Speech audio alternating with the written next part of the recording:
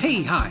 Welcome to Someone Else's Movie, the original podcast where an actor, writer, director, or nebulous industry figure gives a little love to a movie they didn't make.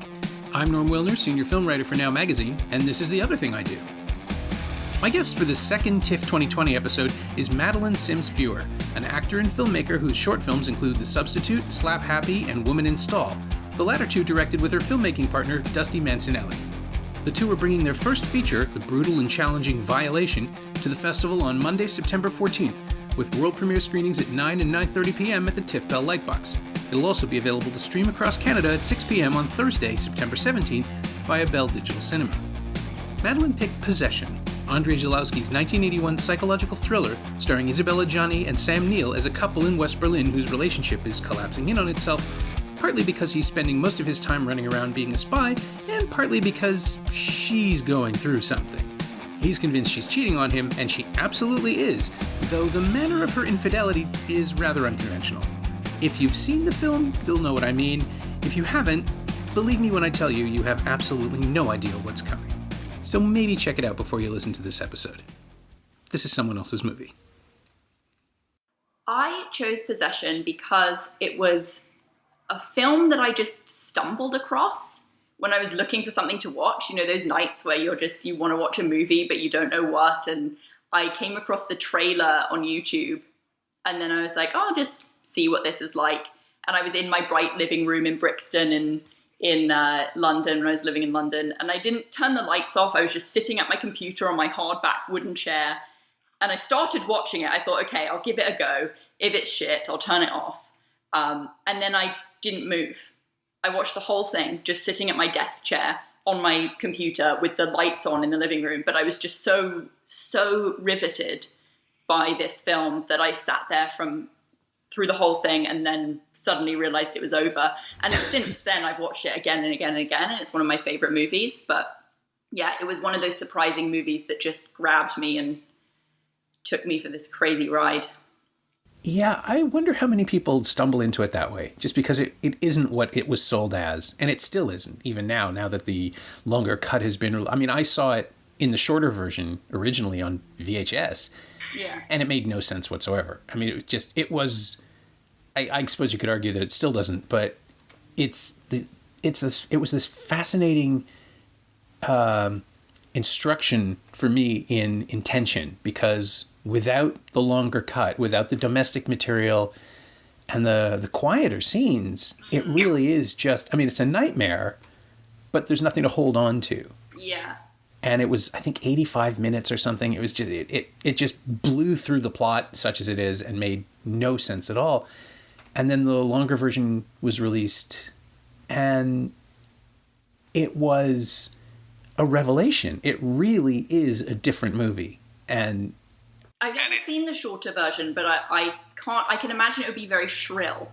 Yeah, it's pitched without those quiet moments of like the domestic, tumultuous kind of boiling emotions. Yeah, it's the film to me made profound sense, and I don't know if that speaks to the state of mind that I was in at the time, but it was just like, this film understands me deeply and understands the way I felt about relationships at the time really deeply. And the performance as well. I mean, every time I come back to it, when I just watched it recently, just what an incredible performance from both of them. And I love Sam Neill. He's one of my favorite actors. But I think it's his best performance in a movie.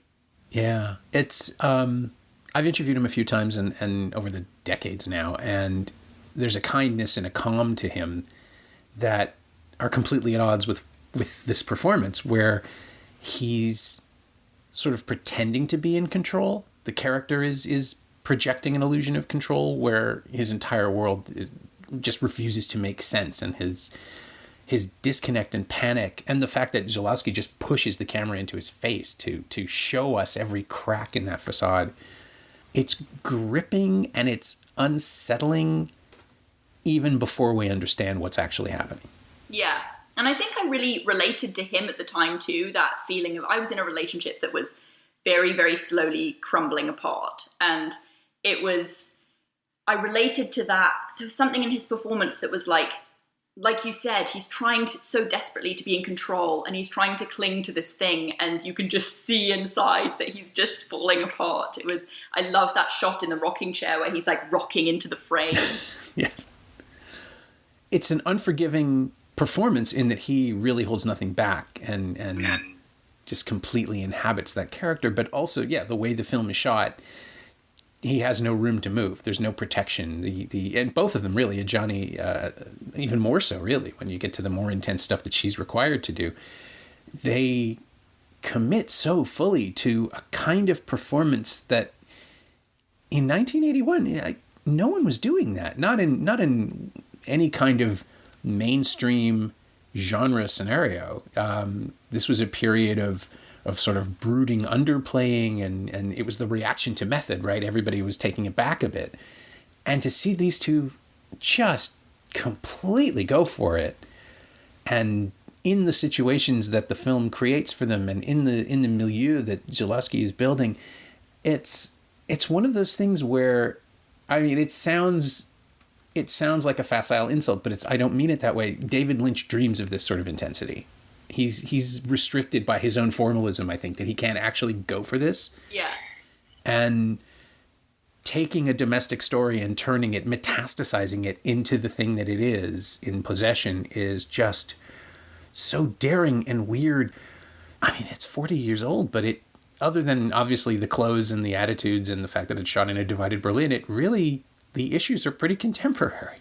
And the performances it's so interesting because the performances are so huge, but because they're so committed. And I've seen, like, in Climax, I think the woman tries to do a similar thing, and I didn't think it was successful in the same way that Adjani is successful in the whole miscarriage scene in the tunnel. But there's that fine line between really fully going there and committing, which I think that Sam Neill and Adjani do, and then not quite going there, or having like that little tiny tinge of self-consciousness, which just ruins it. It's hesitation, right? Like it's just that moment of uncertainty in the performance. Mm-hmm. It's interesting that you mentioned Climax, because Noé does go for that sort of thing. He chases that kind of ecstatic panic, but I always find his films are so... They feel mechanical somehow. They feel calculated agree. to deliver a certain experience. There's a real quality to Possession, and I think it's reflected in the camera as well, but this kind of like swirling steady cam where you feel like you're just going with these emotions and you're kind of flowing off the rails and then coming back and then flowing away again. It's got this really strong feeling that's captured in the sound and the music and the performances and the camera all just working together perfectly, in my opinion. I also watched it at a time when, I think it was when films like Ida were coming out, where that really, really restrained, almost nothing performances were really popular. And I just loved the fact that it was the opposite of that. It was like, because people, I don't know, I feel like people do emote.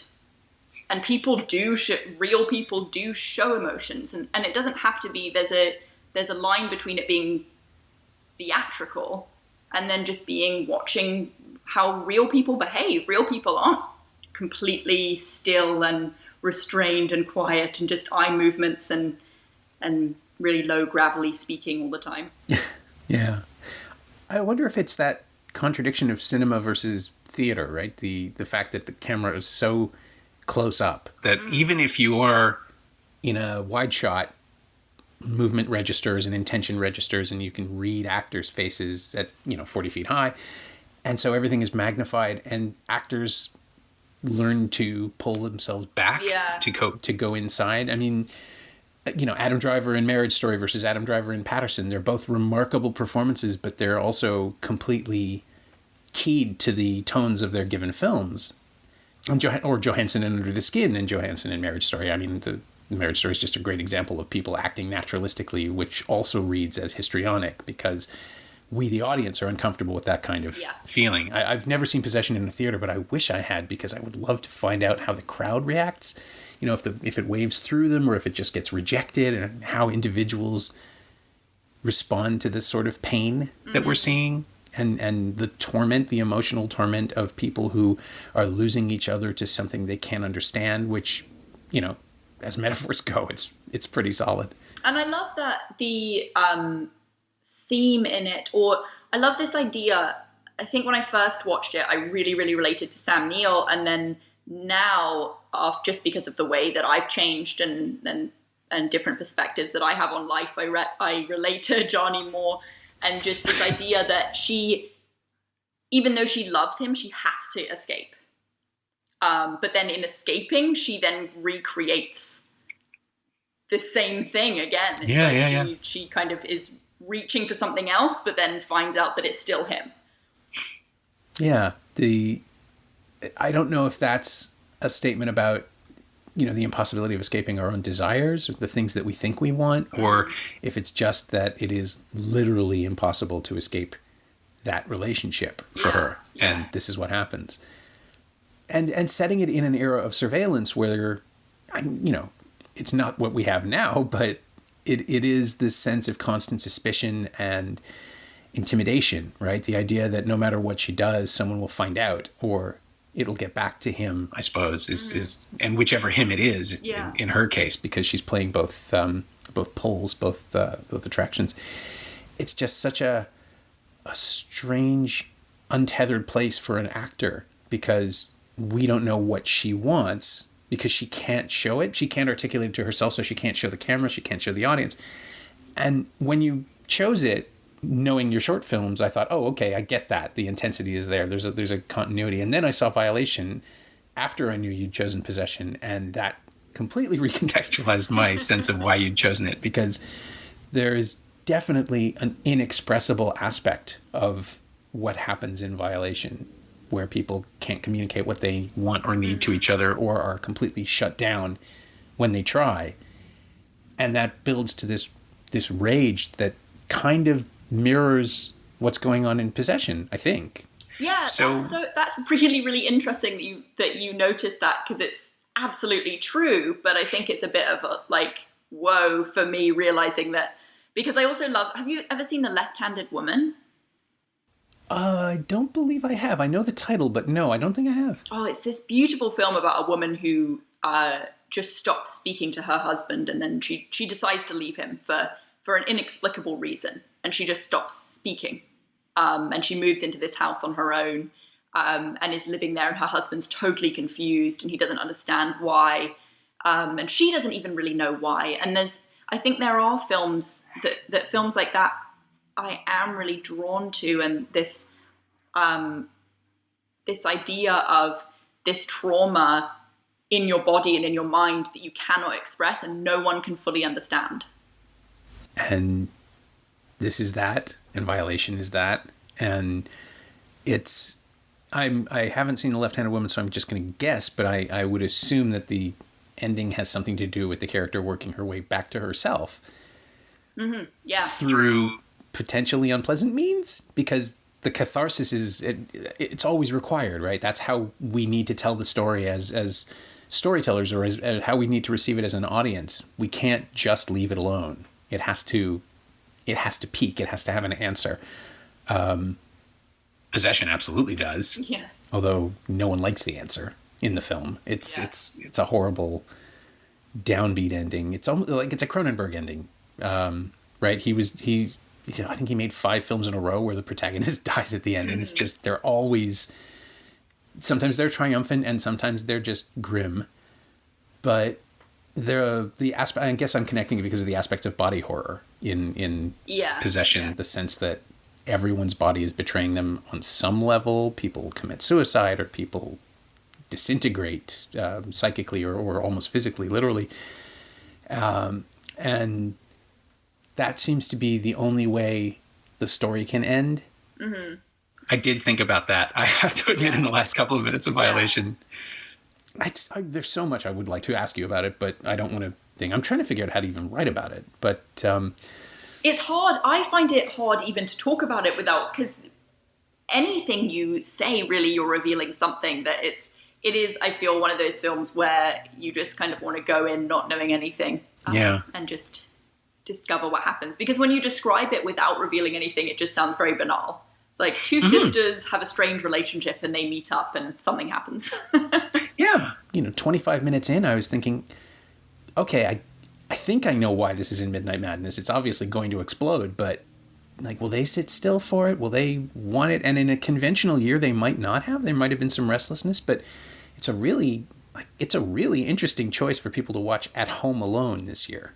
I'm kind of excited to see how that plays. I know, me too. I'm excited and scared. I mean, I think it's really, you have to get to know the characters before you see what happens to them. That's was really kind of important to us. And yes, it's going to take a patient viewer for sure.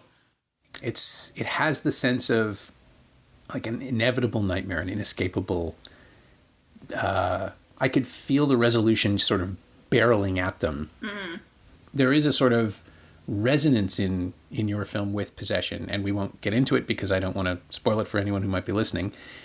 But the resonance isn't just in the nature of the thematic material, it's also in the performance. You have to be willing, your character does some things and responds in ways that are, I would say, comparable to the range that Adjani shows, and it's clearly unpleasant. Yeah. So as a director, as a writer, and an actor, how do you get there? And do you feel like you understand Adjani? When you say now you're sort of more sympathetic to Adjani's character, is that also to the performance and the work that's required? I think so, and I think because I always found, when I first watched Possession, I found her to be so unlikable, and I think it's because you're with Sam Neill, and he's really kind of the protagonist, and you want him to sleuth out what she's doing, and you feel like she's being so unfair to him. But I think seeing it from the other side and having to see Miriam's character in Violation, when we decided that I would play her, it was actually quite difficult to reconcile a lot of the things that she does. And I had to really find, because, every antagonist is their own protagonist, and she's kind of both. And yeah, I think I really had to think deeply about how someone would get to that stage. And it was the whole shoot was incredibly emotionally draining. I think it was a real purge. By the end of it, I just came out of it in a total daze and was really depressed for a few weeks. Because I was just going through the emotional ringer and the physical ringer. The stunts in the movie were really hard. I'm not prepared for how hard it was, just because we wanted it to be so real feeling and so gross and messy, and like Eastern Promises, the fight in the bathroom was a really big reference for us. Just feeling not like movie fighting at all, just like you're watching people actually scrabble around and fight. It's an unprofessional quality, right? Where people don't know what to do. They don't have the moves. They don't have the training. They're just flailing and doing their best to land a blow. Flailing's really painful. I worked out. I was like bruised all over, but not because it was dangerous in any way. Just because like flailing around, you hurt yourself a bit. I'm sure, and it's not something you can pretend to do, right? No. You can't. We know what that looks like as longtime movie watchers. You know what a stunt person looks like, and so this film doesn't allow for that sort of thing. There's an intimacy to the violence, and there's an intimacy to the flailing, to the panic is personal, right? I mean, there's stuff going on that we need to see as an audience. We have to read that. Again, we're coming right up to the edge of talking about it. But there are kids, if you're listening, see Violation. It's really good, and it's extreme, and in a purgative way, in an emotionally exhausting way. That was for me watching it for 107 minutes. I can't imagine what it was like for you to actually live it. Yeah, it was like, and Jesse too. Oh my God, the bravery of that guy is just the things that he put himself through, that we all put ourselves through. Like Anna and I as well. I think the toughest moment for us was in the lake, We shot that right at the beginning of the shoot. Okay. And we were in Quebec, and it was August, so we thought, it's going to be lovely. It's going to be a hot day, and we'll just be filming in this lake, and it'll be so nice. It'll be like being at the beach. And it was bloody freezing. It was literally like getting into an ice bath again and again and again. And I think we shot that day for something like 15 hours. And the crew were all in wetsuits. It's still really, really cold. But Anna and I, of course, are in bathing suits. And yeah, we went to a place at the beginning of the shoot where we became very close, just through the endurance of what we had to go through. No kidding. It is a bonding experience. And I wonder as well with Adjani, she's never, ever taken a role like that since. And I wonder if that's part of it. I mean, is it something you'd ever consider doing again? Like this level of commitment? I think I would, but I also think I'm a bit of a masochist when it comes to performing. I really like to just throw myself into stuff and go all out. And I think maybe in life, I'm a bit more of a reserved person, a bit more of a restrained person. So there's something really, really exciting for me to go, even though it's really hellish in the moment. It's kind of like a sigh of relief at the end where I've let myself go to somewhere where I'd never let myself go in life. Yeah, you're getting it out. Yeah. I mean, it actually is purgative. And I think there's something in Possession with the physicality of the characters, of all the characters. Like even Adjani obviously has these crazy physical scenes, but even Sam Neill he has this weird, almost robotic physicality that obviously he came up with for the character. And then Heinrich is so unsung, but he's great. And his physicality is this new age, almost dancing capoeira type movements, which would seem so weird in any other film, but work so beautifully in this. And doing something really, really physical would be really fun. I'd love to do that. Yeah, it's true. I'd forgotten about the presence of Heinrich, and he is the one person who seems to be trying to anticipate the camera, almost to sort of move with the cinematographer, like he's mirroring him somehow. Yeah, and there's something about his like the dance that he does in every scene where he's dancing around, and he's got this really, it's almost so pretentious and annoying that it really works because he's so hateable as well, and he reminded me of a lot of stepdads I had when I was a kid. Okay. You know, when as a kid, you just, any boyfriend that your mum has, you just hate, and Heinrich just encapsulated that for me, like the annoying weird boyfriend who likes something strange, really into, I don't know, dancing tango or something. Yeah, he has a self-confidence that he believes that what he's doing is cool. Yeah, and his shirt's always open to his belly button. That's right. You're just waiting for someone to claw him open in this sort of film. Yeah, that's probably what's going to happen anyway. It is such a strange film to try to discuss rationally. I mean, you really...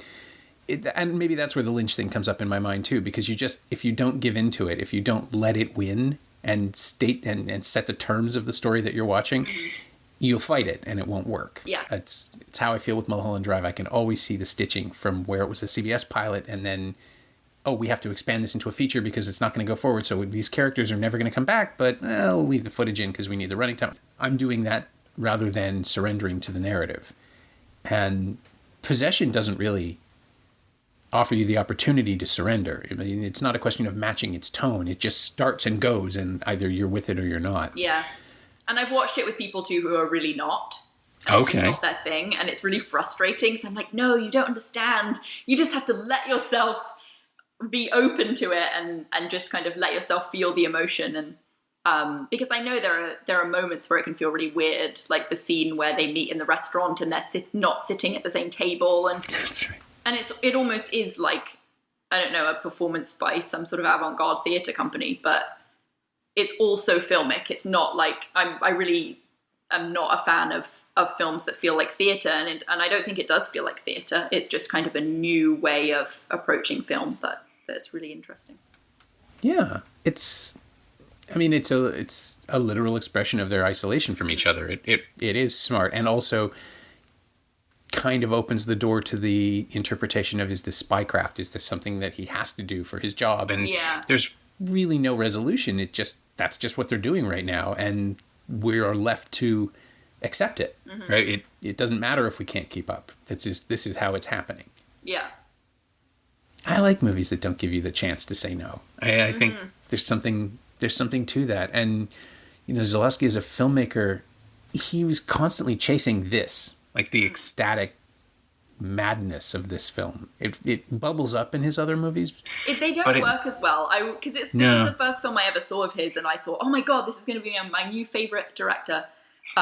He's going to replace Stanley Kubrick in my mind as the ultimate. And then I watched his other films. I was like, oh no, none of them reach the same perfection as Possession. It is its own thing. And maybe that's it. It was just like a shared infection that everyone had and then got over. None of them. Neill has sort of approached that sort of tone here and there. He's like in The Mouth of Madness. He goes big, and he's in Event Horizon right after that. He got out of it with the sort of reputation for genre stuff, and Adjani kind of rejected it, I guess. And Zulawski wasn't interested in repeating himself, so he went in a different direction. But this feels like the Petri dish. This feels like the thing that you can just pull out of a freezer and look at 40 years later and say, oh, no, this is where it is. It's still alive. It's just, wash your hands after you see it, because you don't want to take it with you. Yeah, there's something about it too. I think maybe I watched it right after, but there was something similar in the Claire Denis cannibal film. Oh, Trouble Every Day. Yes. Yes. Yeah. As soon as you said that, I thought, oh yeah. Because her performance, the woman in that, and I forget her name, but there's something really, really unrestrained about that performance too that I absolutely love. Oh, Beatrice Dahl. Yes. Yeah. She's good for that. She will do that in pretty much anything. I think I've seen a couple of films where she plays a reasonably grounded person, and the energy is wrong. Like, you're waiting for her to snap and do something. She's a scary woman. I would actually be terrified to meet her in real life. She seems like someone who is could just explode in any direction, and you have no idea what she could do. Like, she could bite your cat's head off, and but in a cordial way. But beautiful to watch on screen. Yes. I think the first time I saw her would have been Betty Blue, I guess. Around the same time I would have seen Possession, actually. Just because everything was on video then. Everything was coming out.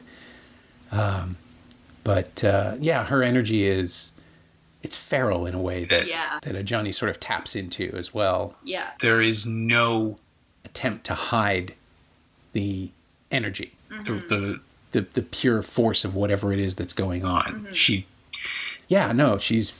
remarkable. And in contrast to everything else Adjani does, right? Because she's such a composed performer. Yeah. Most of the time, to see her tap into that in this film is really destabilizing as an audience member.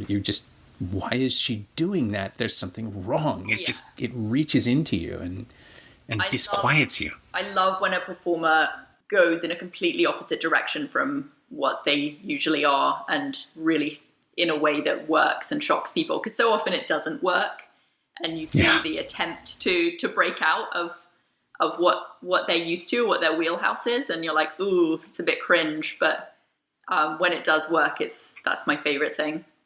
Yeah, it's really something. We've already sort of covered the closing question on the podcast, which is, what of the film that you've chosen has worked its way into your own work. Certainly Possession feels like it's always there. The energy, if not the tone. Yeah. Or maybe the tone, if not the energy. There are some echoes. There's some very clear echoes in Violation, but also in Slap Happy, and it's the tension, I think. Mm-hmm. And is that something that you've worked to refine into your own shape, or is it just a language that resonates with you? Yeah, I think the idea of, speaking like just purely as an actor in Slap Happy and in Violation, there's something about this single-mindedness, and I'm quite fine to say that I have really quite bad OCD in life as myself. and there's like this tunnel vision towards something, a thought, or that you go round and round and round on, and you just can't stop thinking about it. And I think that's worked its way into my work as an actor, but that thought is like part of the character and their emotion. And like with Miriam having this this one thought that she has to purge in order to move on with her life, and she believes so much that purging this thing will set her free. It's all she can think about, and I think that's something that, or I know as someone with OCD, that's something that I'll get stuck on these thoughts, and I'll think if I just straighten the rug one more time, then everything will be okay. And of course, it's not. But yeah, I definitely think that idea is part of me and has just seeped into my work as well.